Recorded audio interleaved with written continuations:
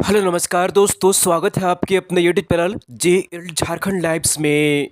दोस्तों 7वीं जेपीएससी को लेकर यहां पर बड़ी अपडेट्स निकल कर आ रही है। जी हाँ दोस्तों, 7th जेपीएससी की जो हाल ही में एग्जामिनेशन हुई थी पीटी की, अब उसकी यहां पर रिजल्ट जो है प्रकाशित कर दी गई थी। लेकिन अभ्यर्थियों ने जो यहां पर जेपीएससी के द्वारा जो एग्जाम कंडक्ट कराया गया और उसके बाद जो आंसर की प्रकाशित किया गया था, अब उसे लेकर यहां पर झारखंड हाई कोर्ट में एक रिट पिटीशन जो है दायर की गई है, रिट याचिका दायर की गई है अभ्यर्थियों के द्वारा।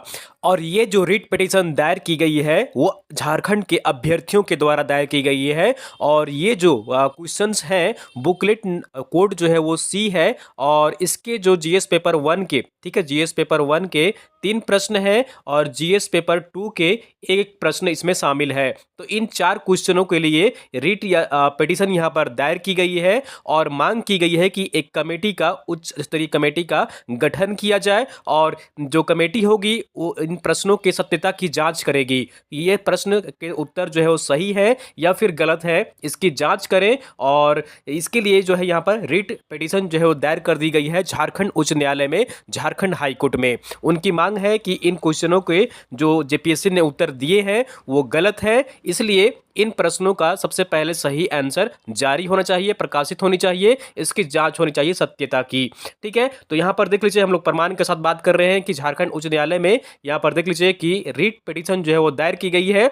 और जो रिट पिटीशन याचिका दायर करने वाले हैं वो यहां पर देख लीजिए, उनका नाम है उमेश कुमार वर्मा। तो उमेश कुमार वर्मा ने जो है यहाँ पर इन्होंने रिट पिटीशन दायर की है झारखंड उच्च न्यायालय में। जैसा कि आप यहाँ पर देख पा रहे हैं, 17/11/2021 को ये रिट पिटीशन दायर की गई है। ठीक है, तो यहाँ पर जैसा देख पा रहे हैं कि 7 जेपीएससी मॉडल आंसर की जो के लिए यहाँ पर जो है वो रिट पिटीशन दायर की गई है। तो यहाँ पर जैसा देख पा रहे हैं, ये इनका नाम है पिटिशनर के रूप में उमेश कुमार वर्मा का। तो इन्होंने ही यहाँ पर रिट पिटीशन दायर की है और यहाँ पर जो रिस्पोंडेंट होंगे वो द स्टेट ऑफ झारखंड होंगे। तो अब जो केस चलेगा यहाँ पर, जो सबको आशंका थी कि कहीं ना कहीं कोर्ट से मुक्ति मिले, छात्र ऐसा चाह रहे थे कि जो मामला है वो कोर्ट ना पहुंचे, लेकिन आखिरकार यहाँ पर जो जिस तरह से हर बार होता आया है, इसी तरह से इस बार भी 7वीं जेपीएससी में भी यहाँ पर मामला हाई कोर्ट पहुंचता हुआ दिख रहा है, पहुंच गया है आप कहिए। तो अब यहाँ पर जो केस चलेगा वो उमेश कुमार वर्मा, साथ ही साथ यहाँ पर द स्टेट ऑफ झारखंड के अगेंस्ट यहाँ पर केस चलेगा। और जब सुनवाई होगी तो देखने वाली बात होगी कि क्या यहाँ पर निकल कर आता है।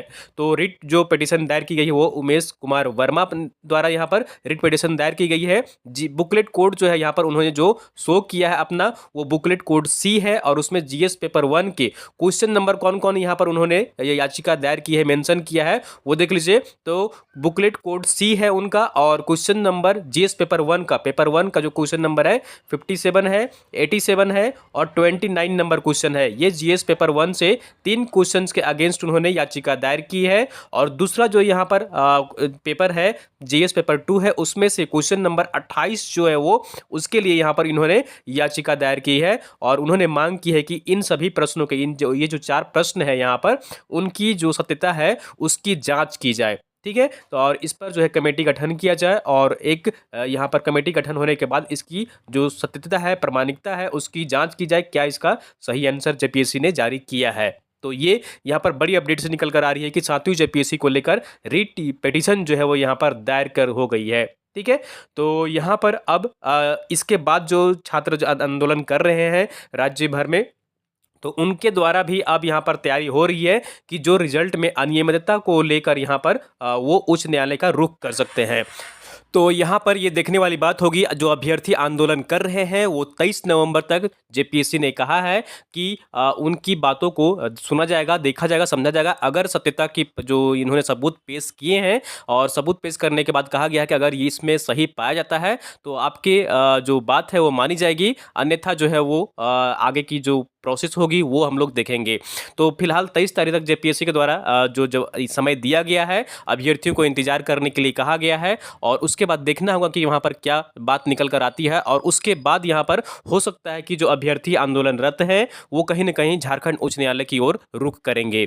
तो ये आने वाले दिनों में, कुछ दिनों में, 2-3 दिनों में आपको पता चल जाएगा। और अब जो सबसे बड़ा डर था कि जो एग्जाम को लेकर कि ये हाई कोर्ट ना पहुंचे, लेकिन अब यहाँ पर पूरी तरह से ये हाई कोर्ट मामला मामला पहुंच गया है और अब ये केस की जटिलताओं में लंबा समय खींचेगा हो सकता है और इसमें लंबे समय के जो यहाँ पर सुनवाई होती है वो उसमें कहीं ना कहीं देरी होगी और इससे कहीं ना कहीं जो फिर से जो डर था सबको वही हो रहा है। तो दोस्तों फिलहाल ये अपडेट्स थी यहाँ पर 7वीं जेपीएससी को लेकर। आगे जो भी पल पल की अपडेट्स होगी हर अपडेट्स आप तक हम यहाँ पर पहुंचाते रहेंगे। अगर आपको वीडियो पसंद आई जरूर लाइक करिए, चैनल को सब्सक्राइब नहीं किए हैं सब्सक्राइब कर लीजिए और वीडियो को आप लोग अपने दोस्तों के साथ अधिक से अधिक शेयर करिए ताकि अन्य लोग भी यहाँ पर जुड़ सकें और सारी जानकारी पा सकें।